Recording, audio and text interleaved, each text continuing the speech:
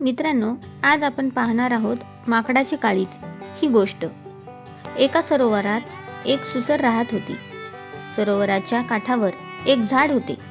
त्या झाडावर एक माकड राहत होते. सुसरीला पोहताना पाहून माकडाला सरोवरात फिरावे असे वाटे.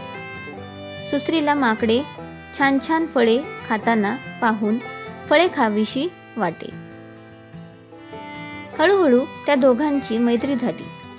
माकड सुसरीला म्हणाले, सुसरताई, मला सरोवरात फिरून आणशील का? सुसर म्हणाली, हो, बस माझ्या पाठीवर. टुनकून उडी मारून माकड सुसरीच्या पाठीवर बसले. सुसर माकडास घेऊन फिरावयास निघाली. सुसरीच्या मनात विचार आला, हे माकड रोज गोड गोड फळे खाते, तर ह्याचे काळीज किती गोड असेल. सुसरीने माकडास विचारले, तू मला तुझे काळीज देशील का?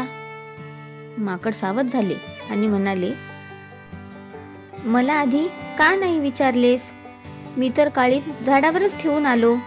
चल, मला किनाऱ्यावर सोड, म्हणजे तुला काळीज काढून देतो. सुसर त्याला घेऊन किनाऱ्यापाशी आली. माकडाने टुनकून उडी मारली आणि झाडावर चढून बसले. सुसर बिचारी काळीज मिळण्याची वाट पाहत राहिली. तात्पर्य: मैत्री करताना सावध राहावे.